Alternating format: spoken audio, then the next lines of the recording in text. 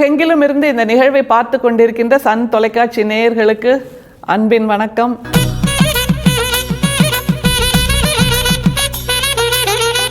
தமிழ் சித்தர் பாடல்கள் வரிசையில் வள்ளல் பெருமானோடு நம்முடைய பயணம் ஞானக்கண்ணை திறக்கிறது, அகக்கண்ணை திறக்கிறது, புறக்கண்ணை திறக்கிறது, நம்முடைய வாழ்க்கையை பார்வையை அகலமாக்குகிறது, விரிவடைய செய்கிறதுங்கிறதுல எந்த விதமான சந்தேகமும் இல்லை.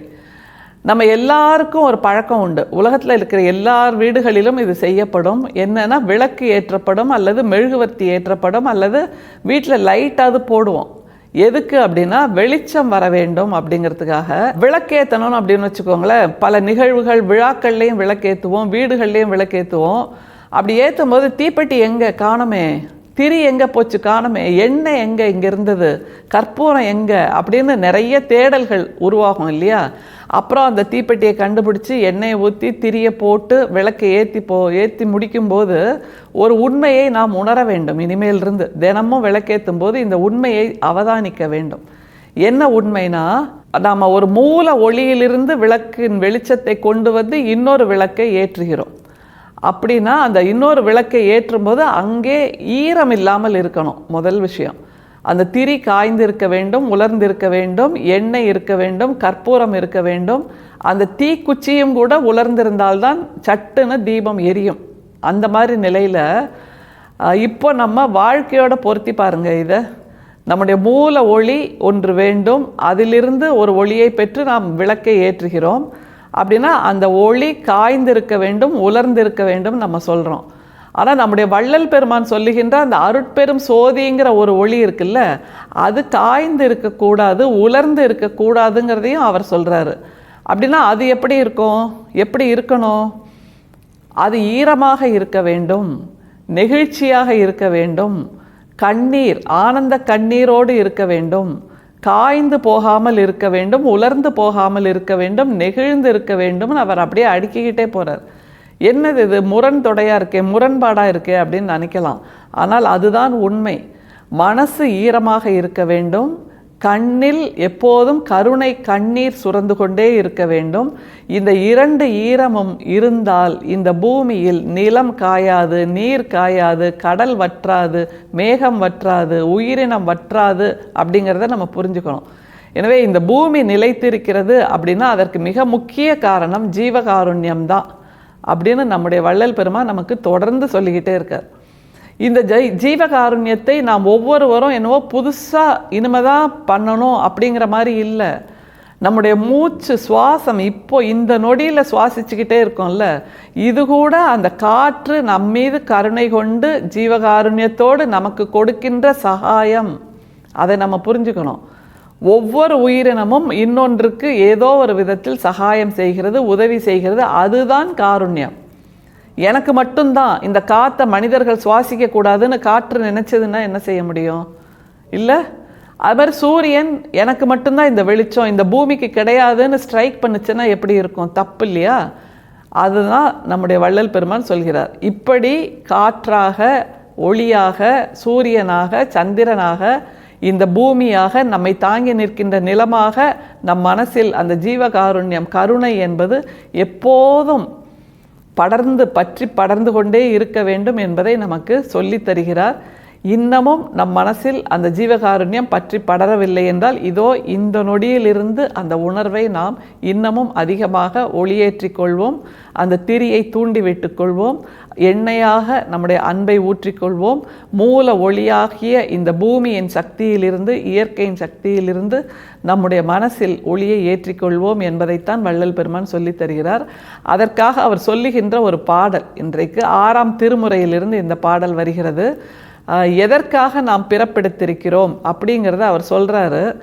அதை சொல்லும்போது கொஞ்சம் நகைச்சுவையும் சேர்ந்து சொல்கிறார். தத்துவங்களை, வாழ்க்கை இயல்புகளை நகைச்சுவையோடு சேர்த்து சொல்லும்போது நம் மனசில் அது சட்டென்று ஒட்டி கொள்கிறது. பாடலை முதல்ல பார்க்கலாம். உனிக்கும் மூட்டுக்கும் கொதுகுக்கும் பேனுக்கும் உவப்புற பசிக்கின்றீர், துணிக்கும் காசுக்கும் சோற்றுக்கும் ஊர்தொறும் சுற்றி போய் அலைகின்றீர், பிணிக்கும் பிடைக்கும் உடல் உளம் கொடுக்கின்றீர், பேதையீர் நல்லோர்கள் பணிக்கும் வேலை செய்து உண்டு உடுத்து அம்பலம் பரவுவதற்கு இசையீரே. அருட்பெரும் சோதி அபயம் என்கின்ற 5330வது பாடலாக இது இருக்கிறது. முதல் வரியிலேயே நாம் எல்லாரும் சாப்பிட்டுக்கிட்டே இருக்கோம் தினம் தினம். அது எதுக்குன்னு அவர் விளக்குகிறார். அதுதான் ரொம்ப சுவாரஸ்யம். நம்ம இந்த கோணத்தில் நம்முடைய உணவை நாம் யோசித்து பார்த்திருக்கவே மாட்டோம். அவர் எப்படி ஆரம்பிக்கிறார் பாருங்க. உணிக்கும் மூட்டுக்கும் கொதுகுக்கும் பேனுக்கும் உவப்புற பசிக்கின்றீர். பசிக்கின்றீர்ங்கிற வார்த்தை பல பதிப்புகளில் புசிக்கின்றீர் அப்படின்னும் இருக்கு. ரெண்டுமே சரியான பொருளைத்தான் கொடுக்குது. உணிக்கு அப்படிங்கிறார். உணினா விலங்குகள் பறவைகள் மேலெல்லாம் உண்ணின்னு ஒட்டி இருக்கும்ல, நம்ம மேலே கூட சில சமயம் அந்த உண்ணிகள் ஒட்டி கொள்ளும். அந்த உண்ணிகள் நம்மைத்தான் உணவாய் உட்கொள்கின்றன, அதை சொல்றார். எனவே அந்த உண்ணிகள் சாப்பிடுவதற்காக நாம் நம்முடைய பசியை தீர்த்து கொள்கிறோம், நாம் பசியாற்றிக் கொள்கிறோம் அப்படிங்கிறாரு. அடுத்தது பாருங்க, உணிக்கும் மூட்டுக்கும் கொதுகுக்கும் பேனுக்கும். மூட்டுனா நம்ம உடம்புல இருக்கிற பந்துகிண்ண மூட்டு, எலும்பு மூட்டு, இதை மட்டுமே சொல்வதில்லை. நெருப்பை மூட்டுவோம் அல்லவா, அந்த நெருப்பு கூட நம்மைத்தான் உணவாய் உட்கொள்கிறது அப்படின்னு அதை சொல்றாரு.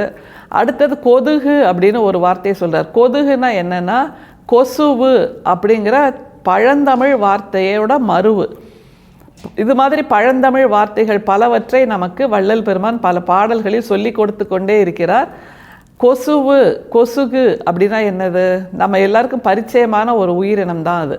கொதுகு என்பது கொசுவு என்கின்ற பழந்தமிழ் வார்த்தையின் மருவு என்றால், கொசுவு என்பது கொசுன்னு நம்ம எல்லாம் கடிக்குது இல்லை சாயங்காலம் ஆச்சுன்னா, அதுதான். அந்த கொசுவுக்கு நம்முடைய குருதி தான், நம்முடைய ரத்தம் தான் உணவாகிறது அப்படின்னு அதையும் சொல்கிறாரு. அடுத்தது பேன் அப்படின்னு சொல்கிறாரு பாருங்க. தலையில் இருக்கின்ற பேன், உடம்பில் இருக்கின்ற பேன், இதற்கெல்லாம் கூட நாம் தான் குருதி தானம் அளிக்கிறோம். இதற்காக நாம் என்ன செய்கிறோம்? பசிக்கின்றோம் அல்லது புசிக்கின்றோம் அப்படின்னு முதல் வரியில் சொல்கிறார். அடுத்த வரியில் என்ன செய்கிறார் பாருங்க. துணிக்கும் காசுக்கும் சோற்றுக்கும் ஊர்தோறும் சுற்றி போய் அலைகின்றீர். நம்ம எல்லாரும் தொடர்ந்து அலைதலோடு இருக்கிறோம். உழந்து அலைதல் அப்படின்ற ஒரு வார்த்தையை சொல்லலாம். எல்லாருடைய வாழ்க்கையிலையும் அந்த உழந்து அலைதல் அப்படிங்கிற நிலைப்பாடு தான் இருக்கு. அது எதுக்காக? அந்த 3 நிலைப்பாடுகளை சொல்றாரு பாருங்க. துணிக்கும் காசுக்கும் சோற்றுக்கும், இந்த 3 இல்லாமல் யாராலையும் வாழ்ந்துட முடியாது. அப்படின்னா எந்த ஊர்லையாவது ஏதாவது கிடைச்சிடாதான்னு மாறி மாறி தேடி தேடி போய்கிட்டே இருக்கோங்கிறத மிகவும் பட்டவர்த்தனமாக நமக்கு சொல்லி தருகிறார்.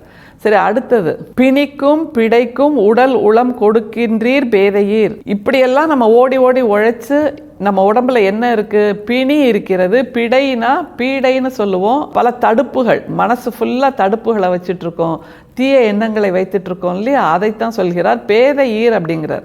அது ரொம்ப முக்கியமான வார்த்தை. ஏன்னா இவ்வளவு தூரம் உழைத்தும் கூட நாம் இன்னமும் அறியாமையோடு இருக்கிறோம். என்ன அறியாமை?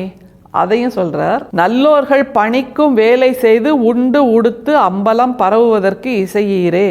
நல்லோர்கள் பணிக்கும் வேலை செய்து அப்படின்னா வள்ளல் பெருமான் போன்ற ஞானிகள், நல்லவர்கள் சொல்கின்ற பணிக்கின்ற நமக்கு தருகின்ற வேலை என்ன? நல்லவங்களா இருங்கப்பா அப்படிங்கிறதான்.